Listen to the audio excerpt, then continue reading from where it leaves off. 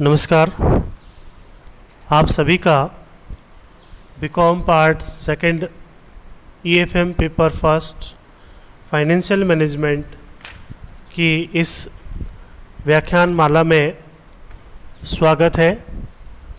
आज हम ratio analysis chapter के पार्ट 12 में प्रवेश कर चुके हैं और आज हम इसी चैप्टर के अंदर जो करंट टॉपिक चल रहा है, अनुपातों की सहायता से अज्ञात राशियों की गणना, calculation of missing figure from ratios में आगे बढ़ेंगे।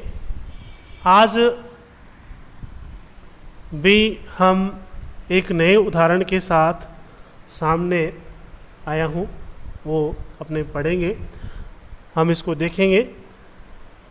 पेज नंबर 4.43 बुक का नाम आपके सामने है, वित्तीय प्रबंध बाय एम.आर. अग्रवाल, गरिमा पब्लिकेशन। इसके पेज नंबर 4.53 पर एग्जाम्पल नंबर 39 अंकित है। उस एग्जाम्पल को मैं आपके सामने पढ़ रहा हूँ, आप ध्यान से सुने और नोट करना चाहें तो नोट भी करें। एक संस्था की शुद्ध परिचालन से आय 1 लाख रुपए है। यदि स्कंद आवर्त 4 गुना हो तो वर्ष के अंत में स्कंद की राशि ज्ञात कीजिए। वर्ष के अंत में स्कंद वर्ष के प्रारंभ का 1.5 गुना है। तो इस एग्जाम्पल में आपको बताया है net revenue from operation 1 lakh रुपए और टर्न ओवर रेशियो जो है वो 4 गुना है। क्लोजिंग स्टॉक 1.5 टाइम है, प्रारंभिक स्टॉक का 1.5 गुना है। तो इस एग्जाम्पल में हम देख रहे हैं कि इन्वेंट्री टर्न ओवर रेशियो ज्ञात करना है और इन्वेंट्री टर्न ओवर रेशियो का जो फॉर्मूला है वह है net revenue from operation upon average stock, और इन्वेंट्री टर्न ओवर अपने को 4 टाइम्स दिया हुआ है, आप सॉल्यूशन में देख भी रहे हैं, 4/1 किया हुआ है। और net revenue from operation 1 lakh रुपए दिया हुआ है और average stock opening stock plus closing stock upon 2 करते हैं। तो इसमें अपन ने मान लिया है कि ओपनिंग स्टॉक x है और क्लोजिंग स्टॉक उसका 1.5 गुना मतलब 1.5x है, अपॉन 2 किया हुआ है। तो इनको हम अगर आगे सॉल्व करते हैं तो तिरछी गुणा करने पर, क्रॉस मल्टीप्लिकेशन करने पर यहाँ पर इसको 4 से गुणा हो जाएगा। तो 4 से गुणा होना और इसका एलसीएम निकालते हैं तो हमें 2x plus 3x is equal to 1 lakh मिलता है। और 2x प्लस 3x को जोड़ा तो 5x हुआ और 1 लाख रुपए रेवेन्यू फ्रॉम ऑपरेशन है। x का मान 20,000 आया, यानी कि ओपनिंग स्टॉक अपना 20,000 है तो क्लोजिंग स्टॉक उसका 1.5 गुना माने 30,000 हुआ। इसी प्रकार से आगामी एग्जाम्पल को हम देखते हैं कि एक कंपनी की अंशधारियों की क्षमता 2 लाख रुपए, कुल संपत्तियां अंशधारियों की क्षमता का 60% है, जबकि संपत्ति आवर्त 4 है। यदि संपत्ति का स्कंद आवर्त 6 हो तो स्कंद की मात्रा ज्ञात करके बताइए। A company has the share holders fund ₹2 lakh and total assets ₹60। Total assets are 60% of share holders equity while the assets turnover is 4. If the company has inventory turnover of determine the amount of inventory. Inventory का amount निकाल करके बताना है और given है कि share holders fund का 60% total assets है। शेयर होल्डर्स फंड 2 लाख है, उसका 60% माने 1,20,000 हुआ। और एवरेज एसेट्स टर्नओवर जो कि revenue from operation upon total assets करेंगे, जो अपने को 4 टाइम दिया हुआ है, वही क्रॉस मल्टीप्लिकेशन करेंगे तो 1,20,000 को 4 से गुना करेंगे तो 4,80,000 रहेगा। Inventory turnover revenue from operation upon inventory करेंगे तो रेवेन्यू फ्रॉम ऑपरेशन जैसा कि ऊपर अपन ने ज्ञात किया 4,80,000 है, और इन्वेंट्री को अपन ने 6 का भाग दिया बराबर 80,000 है। ये दोनों एग्जाम्पल्स अपन ने पिछली कक्षा में भी चर्चा किए थे, आज इसको वापस रिवाइज किया अपन ने, इसलिए कि भी थोड़ा सा और सब्जेक्ट के और जो चीज़ अपने पढ़ी है उसके टच में हो जाएं, इसलिए इसको दोबारा आपको थोड़ा सा बताया क्विक रिकैप के रूप में। आगे बढ़ते हुए एक एग्जाम्पल और देखते हैं। एक कंपनी की चालू वर्ष के लिए दी गई निम्नलिखित सूचनाओं से वर्ष के समाप्त प्रारंभ में व्यवसाय प्राप्यों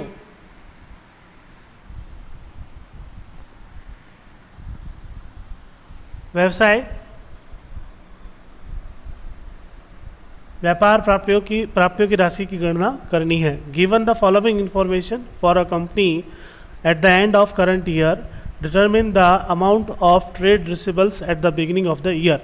ओपनिंग पीरियड का ट्रेड रिसीवेबल्स अपने को फाइंड आउट करना है। गिवन है total revenue from operation is ₹2,20,000, cash revenue from operation is 1 lakh rupee, trade receivables closing है 25,000, average collection period is 2 month, 2 महीना आपको दिया हुआ है। तो एवरेज कलेक्शन पीरियड का जो फॉर्मूला है वह है average collection period is equal to average trade receivables बटे net credit revenue from operation गुणा 12 मंथ। गुणा 12 मंथ क्यों किया? क्योंकि हमें जो गिवन इंफॉर्मेशन है वो मंथ में दे रखी है, इसलिए हम इसको 12 महीने से गुणा कर रहे हैं। तो ट्रेड रिसीवेबल्स के लिए एवरेज कलेक्शन पीरियड 2 मंथ दिया हुआ है, एवरेज ट्रेड रिसीवेबल्स अपने को पता नहीं है, और क्रेडिट सेल्स हमें दी हुई है। टोटल सेल्स है 2,20,000, उसमें से कैश सेल्स 1 लाख है, तो रिमेनिंग क्रेडिट सेल्स हुई 1,20,000 रुपये। तो रेवेन्यू फ्रॉम ऑपरेशन 1,20,000 है और गुणा 12 मंथ है। इसका क्रॉस मल्टीप्लिकेशन प्लस अपॉन और डिवाइड करते 12 को 12 से डिवाइड किया तो अपने पास 10,000 बचेगा।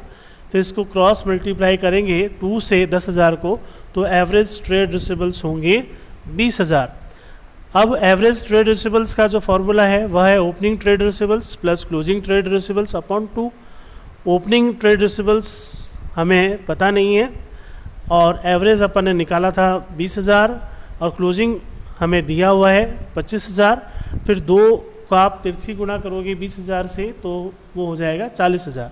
इस 40,000 में से 25,000 घट जाएगा तो 15,000 अपना जो है वो ओपनिंग ट्रेड रिसीवेबल्स मिलेगा।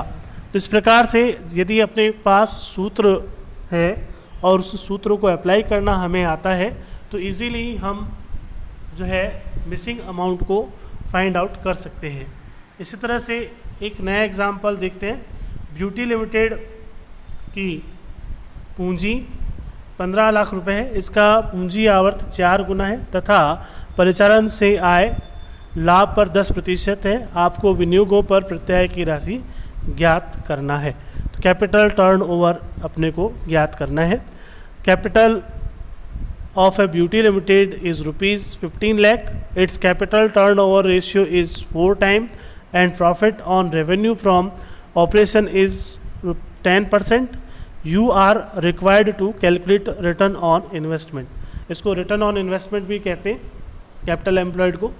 जिसका जो फॉर्मूला है कैपिटल टर्नओवर को, capital turnover is equal to revenue from operation बटे कैपिटल एम्प्लॉयड या कैपिटल। तो रेवेन्यू फ्रॉम ऑपरेशन हमें बताया है पूंजी आवर्त अनुपात 4 गुना है, तो कैपिटल टर्नओवर की जगह 4 आ जाएगा। रेवेन्यू फ्रॉम ऑपरेशन हमें दिया हुआ नहीं है और कैपिटल हमें दिया हुआ है 15 लाख। तो 15 लाख को 4 से गुणा करेंगे तो रेवेन्यू फ्रॉम ऑपरेशन जो है वह 60 लाख मिलेगा। अर्थात कैपिटल का 4 गुना जो है वह अपना रेवेन्यू फ्रॉम ऑपरेशन निकलेगा 60 लाख रुपए। फिर net profit revenue from operation is 10%, तो 60 लाख का 10% माने 6 लाख रुपए रेवेन्यू फ्रॉम ऑपरेशन है। नेट प्रॉफिट या नेट रेवेन्यू फ्रॉम ऑपरेशन है। अब इसका रिटर्न ऑन इन्वेस्टमेंट निकालेंगे तो नेट प्रॉफिट अपॉन कैपिटल गुणा 100।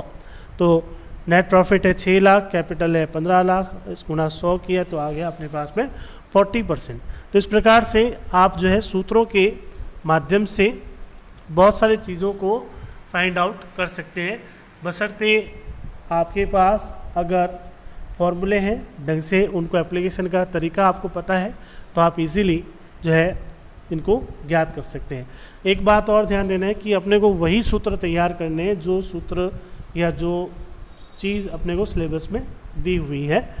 तो समय समय पर आपको सिलेबस के बारे में भी बता दिया जाएगा कि क्या चीज़ आपको ध्यान में रखना है, क्या ध्यान में नहीं रखना है। जिस समय क्लास होगी उसी वक्त बता दिया जाएगा, ताकि अगर आपके दिमाग से निकल भी जाए तो आप इजीली उस चीज़ को वापस रिकॉल कर सको।